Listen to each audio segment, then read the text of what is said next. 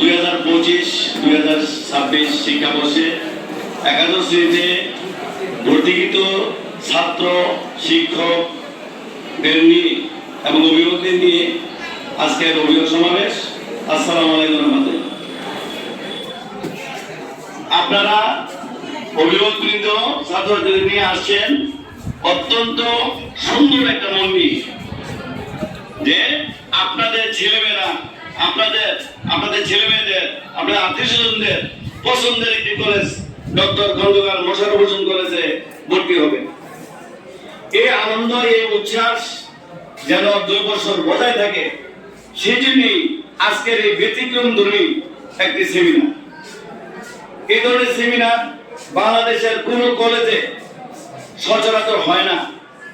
আমরা প্রচলন করছি এবং আগামীতে দেখবেন ইনশাআল্লাহ অনেক কলেজ এইভাবে প্রচলন করবে এবং আমরা অগ্রপথিক হিসাবে আমরা গণ্য হব। গতকাল আমাদের ভর্তি এবং সেমিনার ছিল বিজ্ঞান বিভাগের, ধারাবাহিকতা আজকে মানবিক। আগামীকাল আবার 9:30 শুরু হবে ব্যবসা শিক্ষা শাখা। আপনাদেরকে আজকে ডাকার উদ্দেশ্য হলো নতুন সময়ে, নতুন জীবনে, নতুন পদচারণায় যে সমস্ত কথাগুলি বলা হয় এগুলা মনের মনে কোঠায় গেঁথে থাকে। আর এই কথাগুলো যদি মনের মনে কোঠায় স্থান পায় অন্তত 2 বছর, তাহলে আপনাদের ছেলে মেয়ে অবশ্যই ইনশাল্লাহ এতে ভালো রেজাল্ট করবে এবং কামিয়াব হবে। আজকে ছাত্রছাত্রীদের উদ্দেশ্যে বলছি যে তোমরা যত বেশি লেখাপড়া করবা, যত বেশি ধাপ পেরোবা, তত বেশি তোমাদের দায়বদ্ধতা বাড়বে। যেমন এসএসসি পাস করেছো, এখন ইন্টার পড়ার জন্য বাবা মা আত্মীয়স্বজন পাড়া প্রতিবেশী সবার চাপ যে তোমাকে ইন্টার পড়তে হবে। এখন যারা জ্বরে গেল তাদের ক্ষতিটা কিন্তু কম, তারা এখন ব্যবসা বাণিজ্য করবে, বিদেশ যাবে এবং তার লেখাপড়া অনুযায়ী সে কর্ম করবে। কিন্তু যারা আজকে পাস করে ফেলছো এবং ভালোভাবে পাস করছো, তাদের দায়বদ্ধতা একটু বেড়ে গেল, তোমরা ইন্টার পড়বে। উদাহরণ আমি এইভাবে দিই যে যদি তোমরা মনে করো পাহাড়ে আরোহণ করতেছো, 8-10 হাত উপরে উঠার পরে তুমি পড়ে গেছো,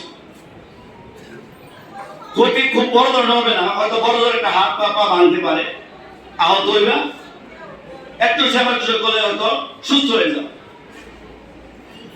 কিন্তু যদি চূড়ার কাছাকাছি গিয়ে পড়ে যাও, তাইলে চূড়ান্ত ভাবে ফয়সালা হওয়ার সম্ভাবনা বেশি। যদি বেঁচেও যাও তাহলে ক্ষতি বড় ধরনের হবে, যারা নাকি পোষানোটা অনেক বেশি কঠিন। আর যদি তুমি চূড়ায় উঠতে পারো তাহলে আর পড়ার বা দুঃখ পাওয়ার বা হারাবার কিছুই থাকবে না। ঠিক উদাহরণ তোমাদের মতো তোমরা এইভাবে সেটিং করে নাও যে ইন্টার পাস করছো, দায়বদ্ধতা বাড়লো, অনার্স মাস্টার্স পড়বা, ডাক্তার পড়বা, ইঞ্জিনিয়ারিং পড়বা, ওইগুলো পড়তে গিয়া যদি হুচট খাও, যেমন ইন্টার এখানে কষ্টে লেখাপড়া এবং এখানে অনেক বুঝিতে পারে তোমরা এই জায়গায় আসছো, শেষ পর্যন্ত যদি ফাইনাল পরীক্ষাটা ফর্ম ফিল আপ করতে না পারো তাহলে কিন্তু বিরাট একটা ক্ষতি হবে। পাশাপাশি যখন তুমি উচ্চশিক্ষার জন্য গেলা, উচ্চশিক্ষা যদি কমপ্লিট না হয় তাইলেও কিন্তু তোমার আরো বেশি ক্ষতিগ্রস্ত হবে। কারণ বাবা মা তোমাকে প্রতিনিয়ত, প্রতিদিন, প্রতি মাস, প্রতি বছর আর্থিকভাবে সাপোর্ট দিয়ে আসছে। একদিকে টাকা যাচ্ছে, একদিকে তোমার সময় ব্যয় হচ্ছে, দিনগুলা চলে যাচ্ছে, তুমি সব দিকটা পিছিয়ে পড়বা। আর যদি তুমি নিজের দক্ষতা বলে যদি সুন্দরভাবে আস্তে আস্তে আস্তে আস্তে স্লো বা স্টেডি উইল দি রেস যে কথাটা, সেটারে ঠিক রেখে যদি তোমরা উপরে উঠতে পারো চূড়ায়, তাহলে কিন্তু কামিয়াব হয়ে গেল, সফলতা অর্জন করে গেল। সেই জন্য কি করতে হবে? সেই জন্য আরেকটা উদাহরণ, যেমন ভারতের ডাইভিং যে পার্ক আছে, ওইখানে বানর ধরার কৌশল এরকম একটা খাঁচা আছে। সেখানে কি করছে, একটা খাঁচার ভিতরে কিছু বাদাম রেখে দিছে। তো বানর কি করে, পা দিয়ে আস্তে করে একটা টান দিয়ে দিয়ে দেখতে টান, আস্তে আস্তে লোভে বইয়া হাতটা চার দাগ ঢুকাই দিয়া বাদাম কতগুলো মুখের মধ্যে নিল, নিয়ে যখন আনতে গেছে এবার আটকে গেছে, হাত আর আনতে পারতেছে না, ধরা পড়ে গেল। তাহলে এখানে তোমাদের শিক্ষণীয় যে তোমরা যদি তোমাদের সঠিক কাজটুকু সুন্দর করো তাহলে আটকে যাওয়ার সম্ভাবনা নাই। আর যদি যে আকাশ সংস্কৃতি, যে মোবাইলের যুগ, যে এখন ওপেন সবকিছু, তোমরা যদি সেইভাবে যদি ফেসবুক, ইউটিউব সহ বিভিন্ন যে ডিভাইস এগুলা ব্যবহার করো, এরপরে বন্ধু বান্ধবের সাথে আড্ডায় মজবুত থাকো, অর্থাৎ পুরো পৃথিবীটাকে তুমি নিয়ে গেল আড্ডা,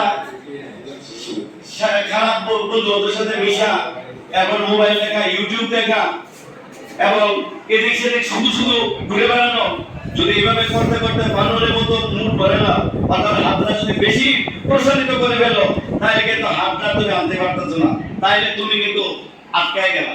কিসে আটকায় গেলা? জীবনের তোরে আটকায় গেল। এই জীবন নিয়ে আর সামনে আগানো সম্ভব না।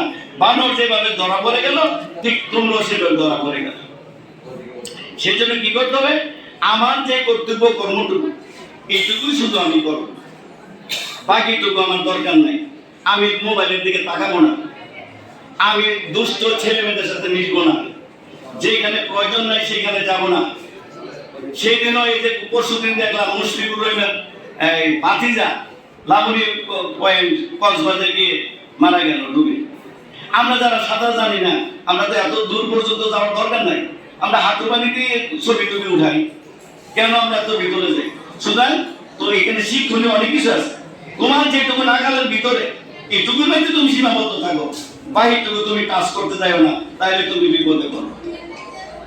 তো যাই হোক, তোমরা আগামী 2 বছর তোমাদের কর্তব্য কর্মটুকু শুধু তোমরা করো। আমরা অত্যন্ত স্বল্প সময়ে একাডেমিক ক্যালেন্ডারটা ছাপিয়েছি, আপনাদের সবাইকে একটা করে দেওয়া হবে। আপনারা অভিভাবকদেরকে এই জন্য দিচ্ছি, আপনারা খেয়াল করবেন, পড়তে না পারলে ছেলে মেয়ে কি বলবেন, যেটা পয়লা পয়লা শোনাও। এখানে আপনার দায়িত্ব কর্তব্য কি, আপনার ছেলে বা মেয়ের দায়িত্ব কর্তব্য কি, আমার শিক্ষকদের দায়িত্ব কর্তব্য কি, এখানে সব লেখা আছে। পাশাপাশি এখানে লেখা আছে কবে মাসিক, কবে মডেল, কবে সেমিস্টার, কবে টেস্ট, পুরো 2 বছরের আমার কার্যক্রম এখানে লেখা আছে। সুতরাং আপনি পড়তে পারেন না দোষ নাই, তারপরও আপনি আপনার ছেলেমেয়ের জন্য সর্বোৎকৃষ্ট শিক্ষক, আপনার মতো শিক্ষক আমরা উচ্চ শিক্ষিত হয়ে হচ্ছে এটা হতে পারবো না। আপনি বেশি না, জাস্ট তাদেরকে একটু সময় দিবেন। কখন? সারাদিন কাজ করি, কখন? রাত্রে বেলা একসাথে অন্তত ছেলে মেয়েদের সাথে একটু খাওয়া দাওয়া করেন, প্রতি রাত সারা দিন তারা কিভাবে কাটালো, কি করলো না করলো একটু শুনেন, এরপর একসাথে খান। আর মায়েরা ছেলেমেয়েরা ঠিক মতো নাস্তা খেয়ে আসলো কিনা, গিয়ে আবার তো ভোরবেলা খাওয়া দাওয়া ঠিক মতো করলো কিনা, এগুলো আপনার খেয়াল রাখতে হবে। স্বাস্থ্যের দিকে আপনাদের খেয়াল রাখতে হবে, পাশাপাশি খেয়াল রাখতে হবে তারা কোন জায়গায় যাইতেছে, কোন জায়গায় তাদের মুভমেন্ট কি করতেছে, এগুলো অবশ্যই খেয়াল রাখবেন।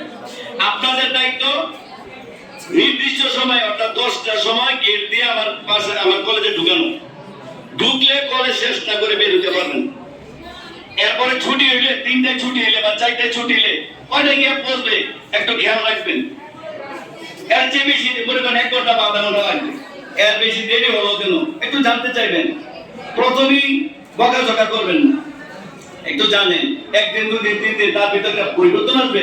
আমার আম্মাই আমার আব্বাই প্রতিদিন জিজ্ঞাসা করে এখন আসতে গেলে আর একটু আগে আসতে কেন, আর তো 10 দিন আগে আসতে পারতাম, কিন্তু আসলো না কেন?